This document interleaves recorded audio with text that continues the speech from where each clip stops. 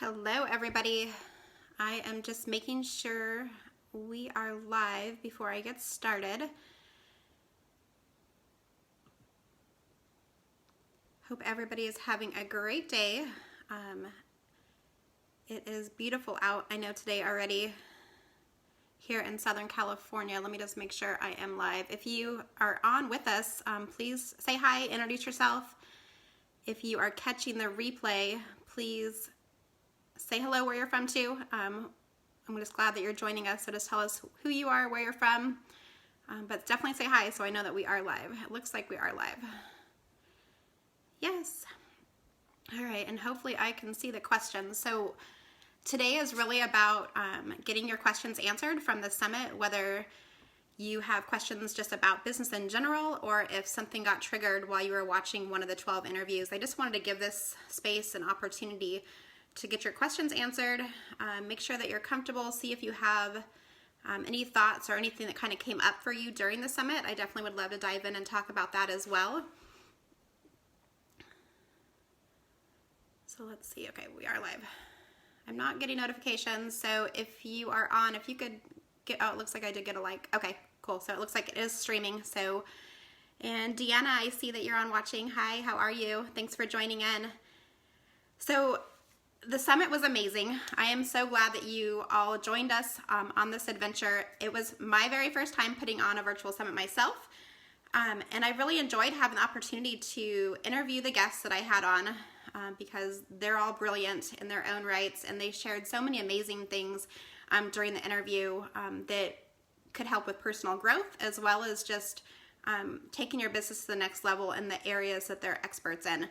So I hope you guys got a lot out of it. I definitely would love to hear what you learned that was kind of your favorite tips. So if you're on live, just drop those down below. What were some of your favorite interviews, discussion points, or maybe what were the topics that really brought you into the summit that you personally wanted to learn more about to grow your business? So share those with us below. I'm just going to give it a couple minutes and just kind of chat with you guys before I dive into the questions that were pre-submitted.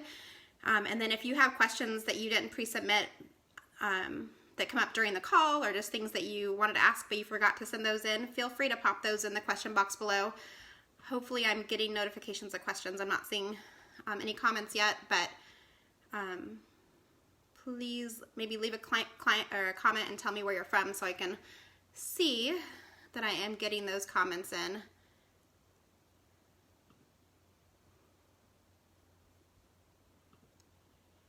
All right, well, let's go ahead and get into it then. So as I was saying, the virtual summit was my very first time hosting a summit. And I really had this burning desire back in October that I knew going into 2019, I wanted to have a space where I could have community with other leaders and kind of just bring women together to connect, communicate, and just kind of share ideas. So that's kind of where the summit came from. I'm just going into my questions. So for those of you who don't know me, I know several of you guys that are new to the summit are brand new to me. So my name's Darlene Hawley, and I have been a business coach since 2007.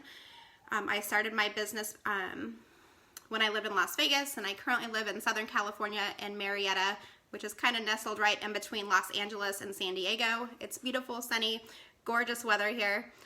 But I've started my business as a business coach, and I've evolved over time to really focusing with women entrepreneurs who are looking to build a successful online business by helping them build an authentic, magnetizing, and profitable brand and really help them shine in their space. So that's kind of what I do is I work with a lot of client women who are either starting out new in business or some who are more advanced and are just really ready to take their business to that next level. And I just saw a comment, so let me pop into that real quick and see what. Hi Debbie, yes, I will be leaving the summit up, so you already have the master link, but I'll probably be sending out another email later this week making sure everybody has the main master link to go to the summit anytime. That way you can have a chance to go through. I know sometimes 12 interviews is a lot, and depending on your schedule you might not be able to get into all of them immediately, and you might have gotten through the first couple so far and haven't got through all of them. But yeah, I'm going to leave them up for quite a while, and that way it'll be a great place for you to come back in and re-listen to them and When I do take them down, I'll probably just leave them on my YouTube channel at that point as well. That way you have time to get in there and listen to them. So yeah, great question. I'm glad you asked that, because I didn't want to charge for the summit. I know a lot of people charge for the summit afterwards to host, I think, the videos and everything, but I've actually just embedded them onto my website on a private page, so it'll be a place you guys can go back to time and time again and get those notes, as long as you have the special link, because it won't be open to everybody unless they come in through the summit. But yeah, that's a great question. Thank you for asking that. Have you had a chance yet, Debbie, to listen to any of the interviews?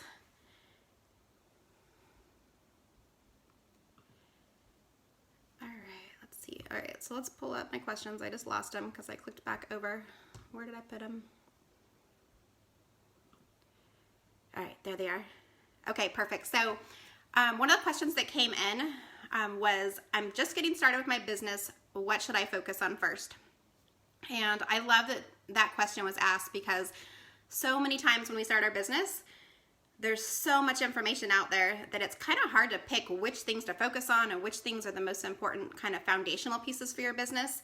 And this question actually goes right in line with what I work with a lot of my clients on. And my answer is going to be to start a solid brand foundation. So to make sure that you have like a super solid foundation for your mindset is one thing that I work with. So if I was to say 5 things, sorry, I'm getting all flustered. If I was to give you 5 kind of areas to focus on to start your business, the first one I would say is mindset.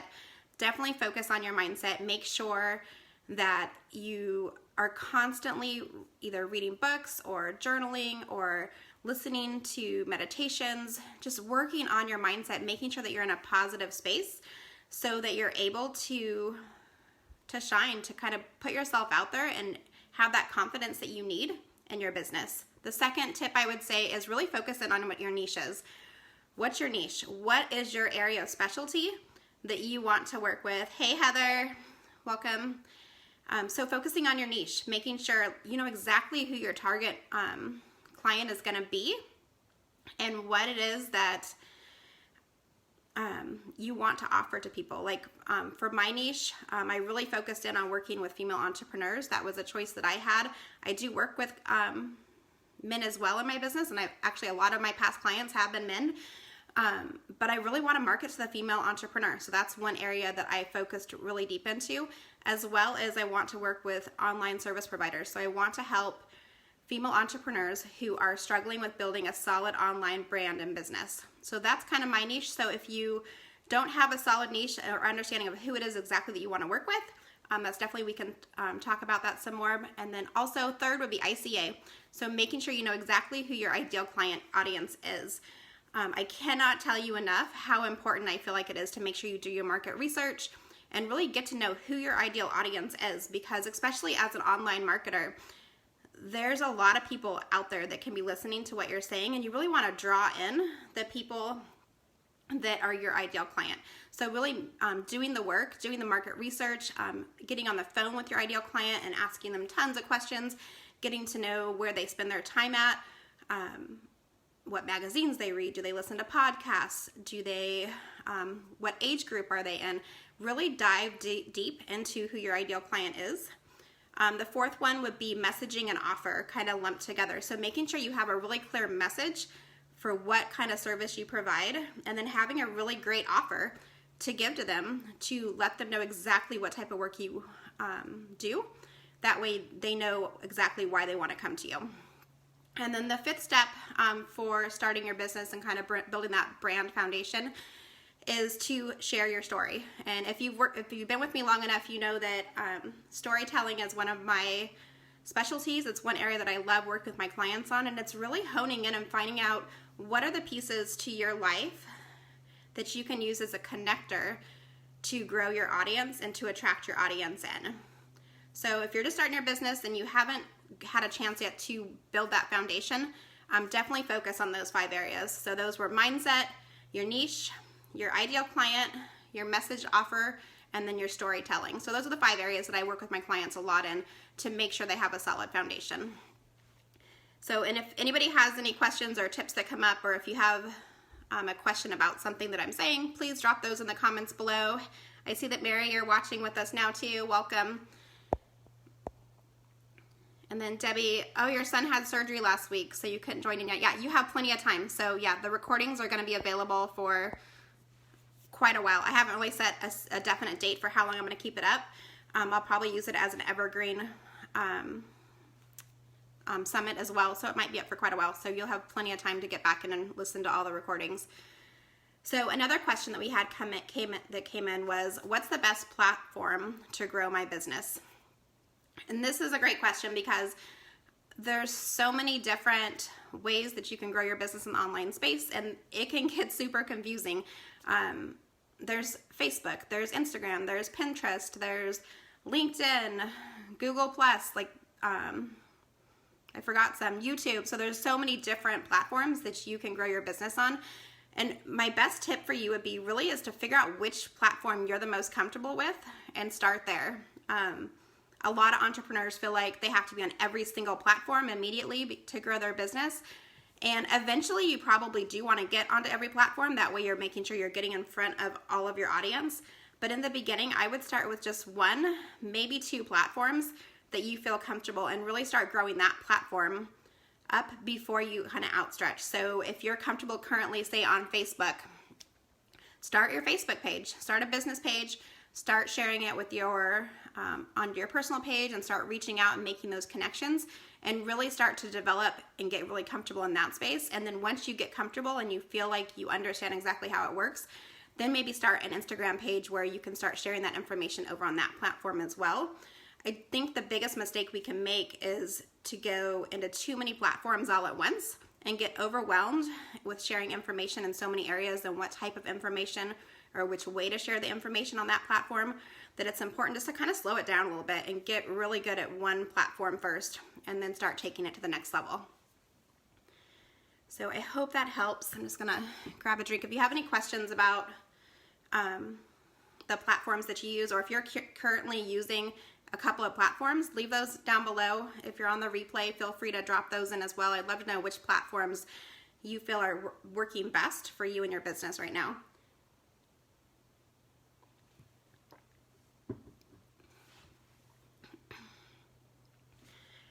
All right, so another question that we had come in was, how do I grow my list? And this is a good one. This is one that can definitely be super confusing when you first start out on the online space and as you grow your audience. And it's so important to make sure that while you're growing those social media platforms and you're showing up on Facebook and Instagram and those different areas, that you're talking to your ideal clients, but sometimes you're just engaging only on that platform. And I think it's really important to make sure you're capturing your audience's email address, because we don't own Facebook, we don't own Instagram. There's been times where Facebook's been down or Instagram hasn't worked right, and these other platforms, they're not our platform. We might have a small piece of real estate on that platform by having a group or a page or different things, but Mark Zuckerman could take those down at any point, and all of the nurturing and time that you spent growing that audience could go away. Like, it could vanish and be completely gone, and you'll have no way to get back in touch with those people that you've already grown a relationship with. So I really encourage you to find a way to capture email addresses. So, and there's a couple ways you can do this. I'm just going to talk through kind of quickly the 6 things that I feel like you should do to grow that list. So the first one is know your audience. So as you're out on the social media platforms and connecting with people, whether it's networking or whatnot, you want to know who your audience is. And once you figure out who your audience is and how you can kind of attract them towards you, you want to come up with a free gift, an opt-in, a way for them to want to give you their email address so that you can add them to your newsletter list and stay in touch with them. So a lot of people choose to do an ebook, maybe a PDF, a checklist. You can create a video series, quizzes. You can make a webinar, an audio of, if you're in like a fitness industry, you can do an audio or a video showing different moves, different things like that. Or you can even put together like a bundle of different activities. So for an example, so the virtual summit, you gave your email address to sign up for the summit. So that was a way for me to connect with you and to nurture you going forward. Because you're now in my space, I'm able to email you and stay in touch with you. So you want to give them some kind of gift so that you can start to build that know, like, and trust factor.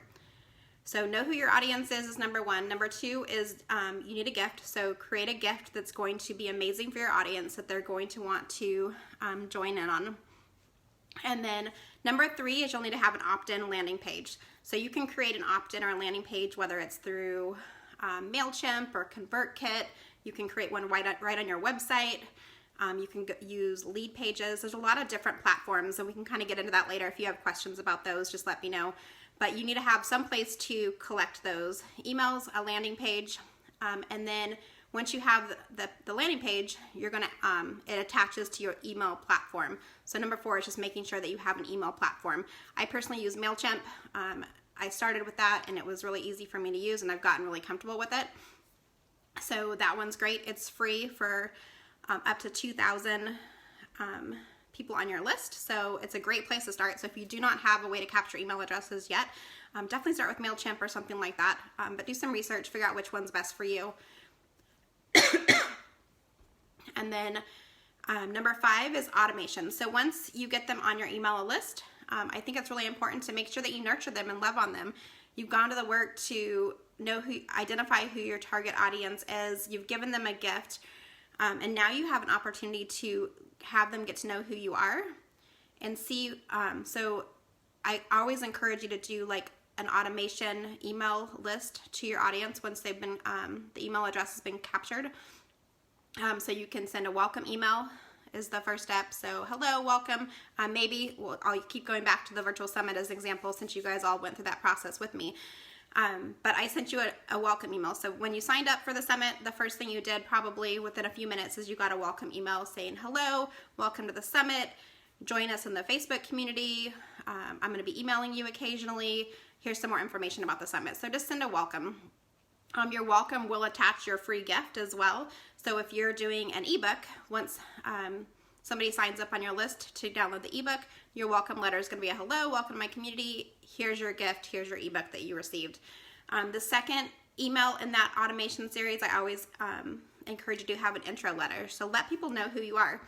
So tell them who you are, what you do, maybe share something fun about yourself.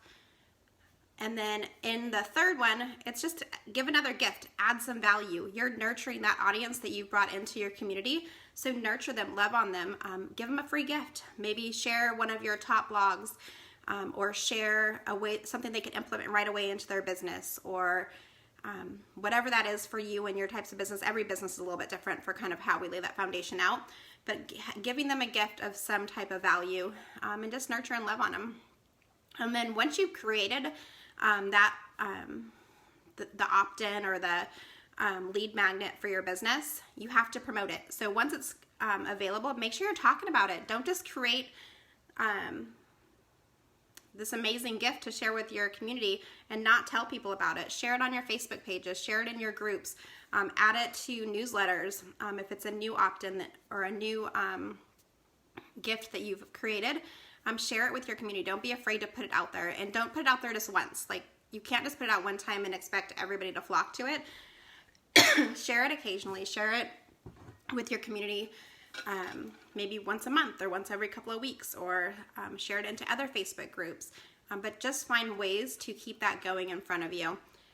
Debbie, I'm just seeing your comment. Let me see.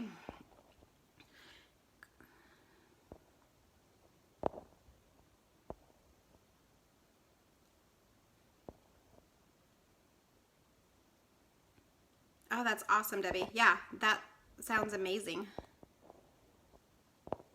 So you're working with American Real TV. Oh, that sounds super fun. I definitely want to know more about that. You'll have to share some more information, but yeah, that can definitely help too with your business, with getting your name out there and sharing it, just coming up with making sure you're on the right platforms and knowing exactly where your audience is at so that you can start getting them to know who you are. All right, so that was kind of a little bit about how to kind of grow that list and how to grow your audience. We had another question that came in that was how to find time to grow your business while working and raising kids. I love this question because a lot of my clients and just other entrepreneurs I know in this space have worked other jobs before they've been able to go full time in their business, or maybe they run their business with kids. I work from home and have kids. I have 4 kids, so finding a way to balance that can be difficult. I'll definitely be honest with you. It's challenging at times, but if you're working 9 to 5 and you already have a business, or you're working for somebody else, you have children and you're starting this business, it's so important to make sure that you look at your schedule and figure out when you can work the business. What times of the day work best for you? Are you able to wake up early?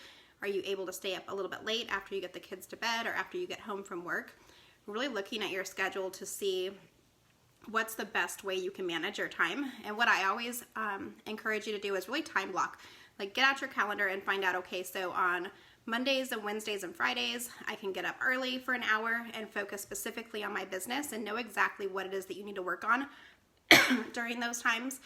And really just block out the times that work for you and stick to it. Nobody else is going to make your business successful. You have to be willing to put in the time and the energy and the hours to have that work. So find time that's going to work for you. If it's an hour on your lunch break at your 9 to 5, work on it then. If it's after your kids go to bed from from like 9 o'clock at night until 11 o'clock, you have to be willing to put that time in and the hours to make your business grow. I work from home. Maybe you're at home right now and you're looking to start your business and you have small ones that are home with you. Make your kids part of the process. Don't feel like they can't be there with you. I work a lot from home with my 4-year-old, and sometimes he's watching YouTube right next to me, or playing a video game or playing Cars. Sometimes I'm sitting on the couch next to him answering emails and talking with him and engaging with him at the same time. But also give yourself grace and know that if it's time to play with your child or you have different things going on, it's okay to not work at that moment, and just know that you're able to come back to it in 20 minutes or an hour. But give yourself grace, because I think a lot of times we as moms have put a lot of pressure on ourselves to be a great mom, be a great entrepreneur. You want to start this business, get all this stuff going. But I think it's important just to kind of find that balance for yourself. So I hope that helps. But really just time management and time blocking. And if you only have 4 hours a week to work on your business, then just do the most important things that are going to take your business to the next level during those 4 hours. And as you grow your business, you might find that you can now step away from working your 9 to 5 a couple hours a week and spend more time doing it. But just really fit it in where you can. Oh, Debbie, great. I'm glad that you like the tips. Yeah. So that was kind of about just time management, making sure you work, do batch work.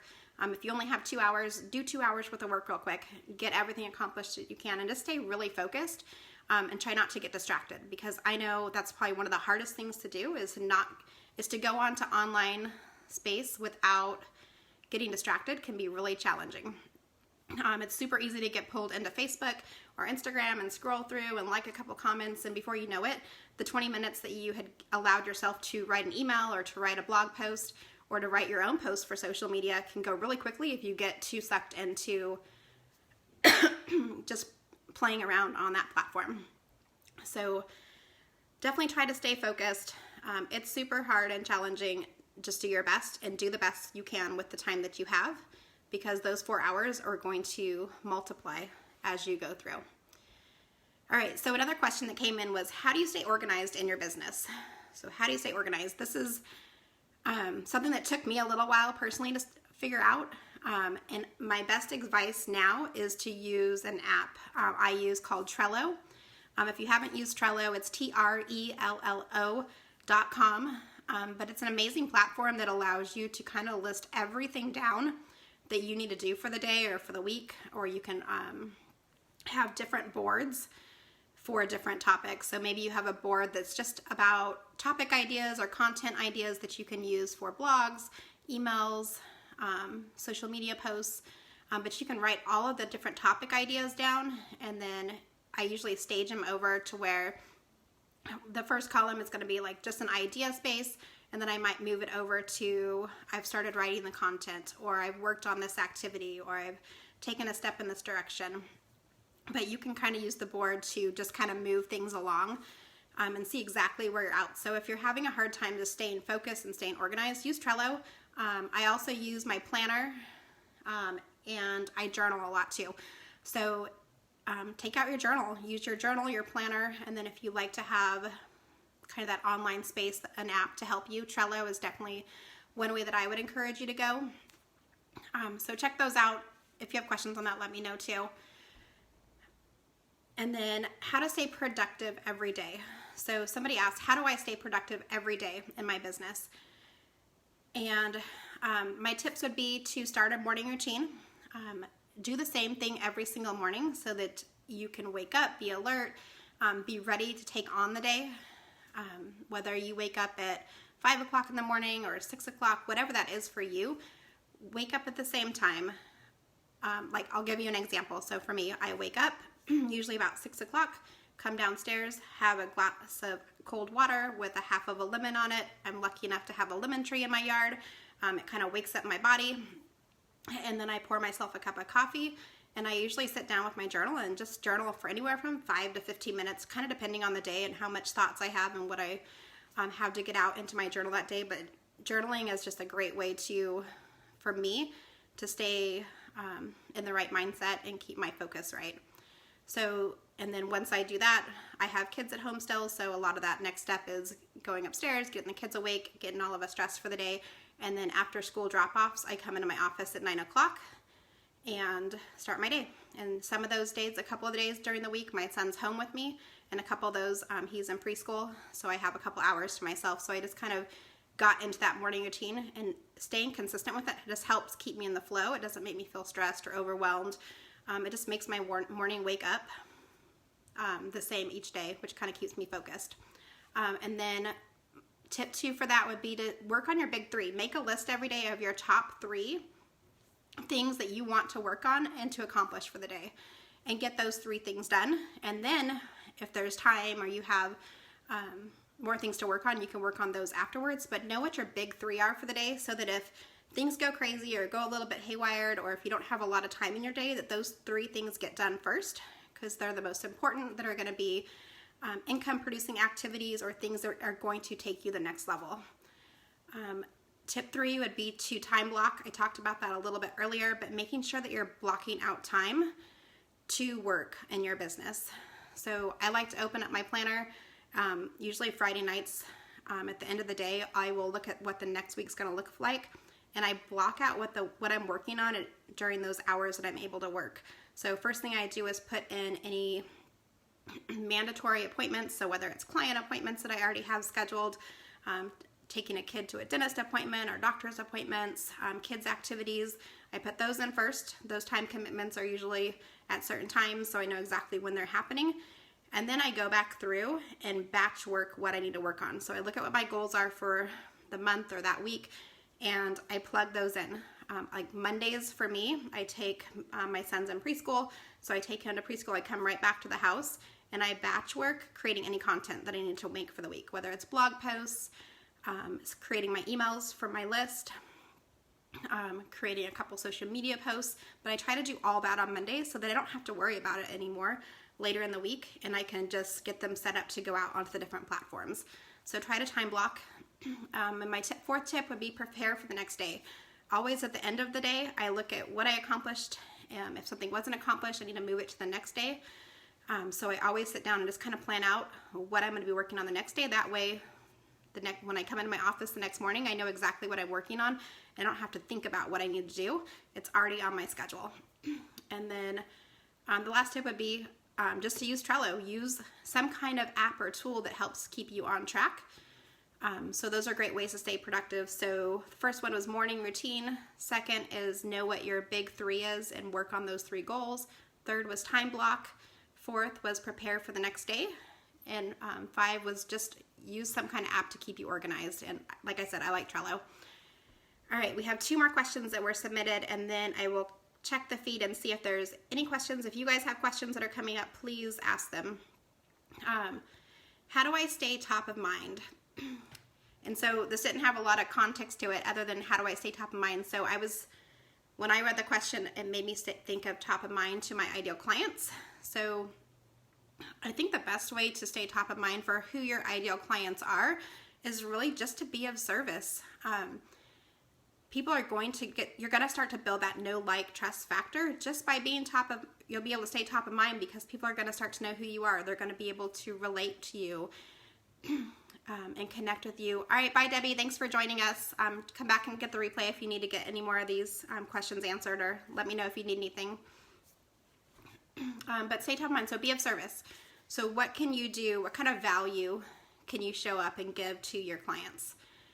So that would be my first tip. Second tip would be solve a problem. What is your ideal client's problem, and how can you be the resource to help them with that problem? What can you do to take them from having pain to the pleasure spot, to where they're benefiting and they don't have that pain any longer? So find out what that problem is and how you can solve it for them, and use that language with your audience so that they know to come to you when they do have a problem.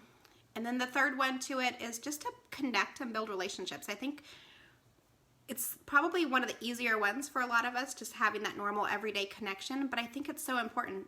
Just show up as your authentic self. You don't have to be anybody else. You don't have to do anything else. Just show up and connect and relate and add value to your audience. Just be you. So just build that relationship. So best ways to stay top of mind are be of service, solve a problem for them, and connect and build relationships. So I hope that answers that question. There was not a name submitted on that one for who submitted it. So if that was not what you meant, or if you have would like a little bit more insight on it, let me know too, and I can definitely dive a little deeper into it. And then the last question that I had that was pre-submitted was, where do you find clients?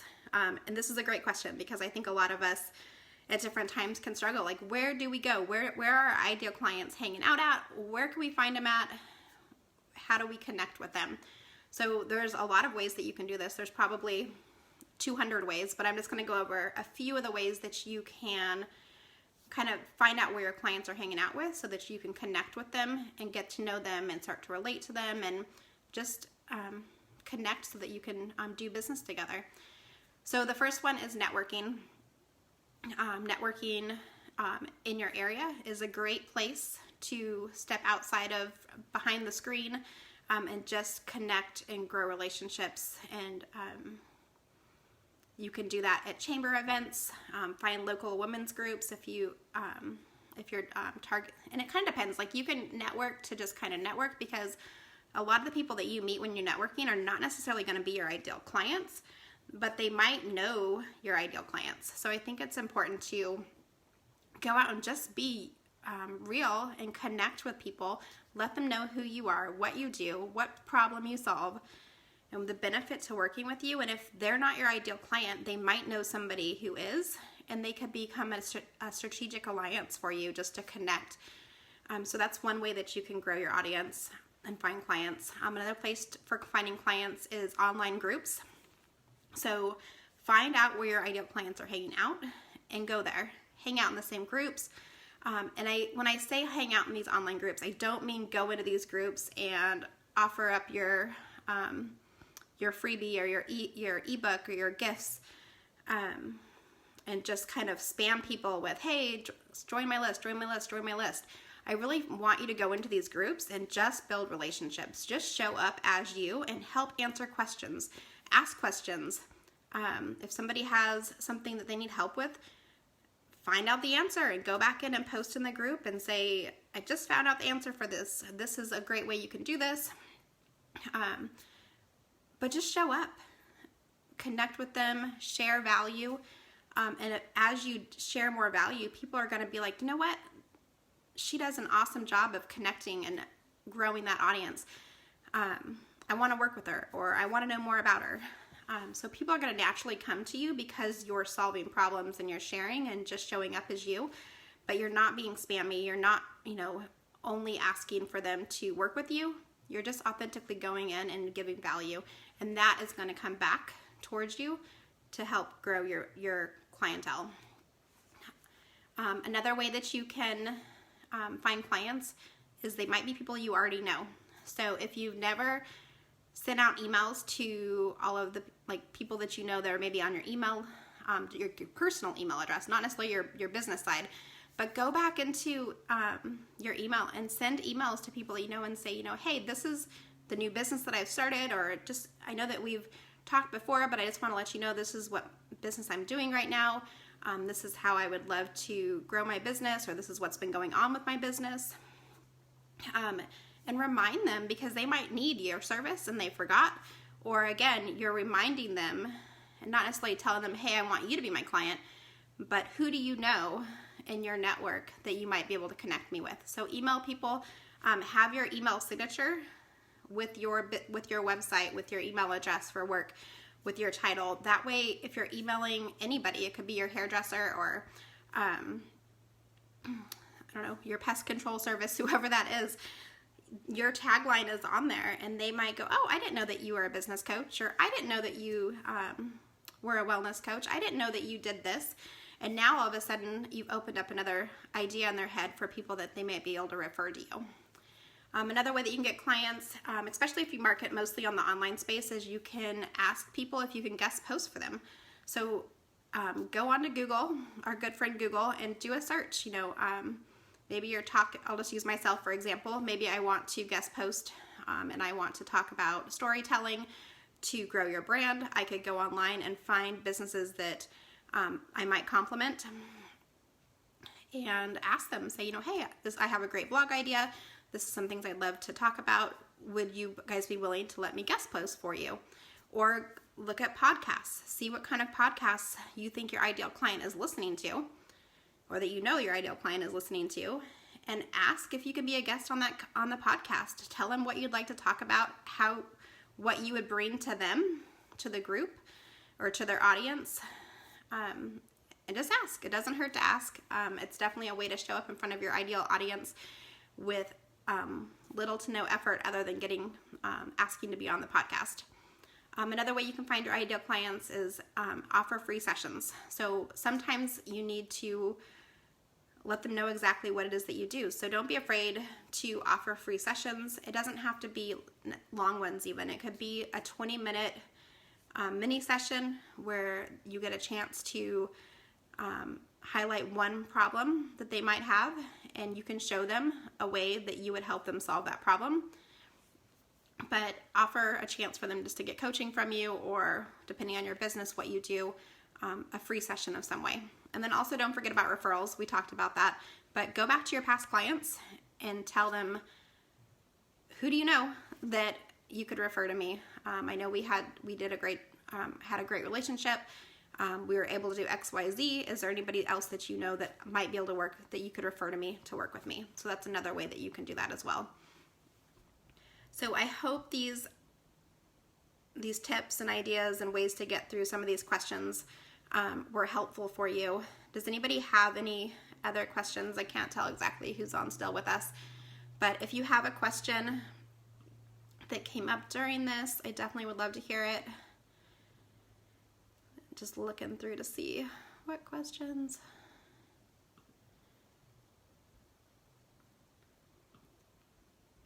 All right, I'm not seeing any more questions were put into the chat, which is fine. I hope these tips were really valuable though for you. I know how hard it can be sometimes just to grow your audience or to get in front of the right people.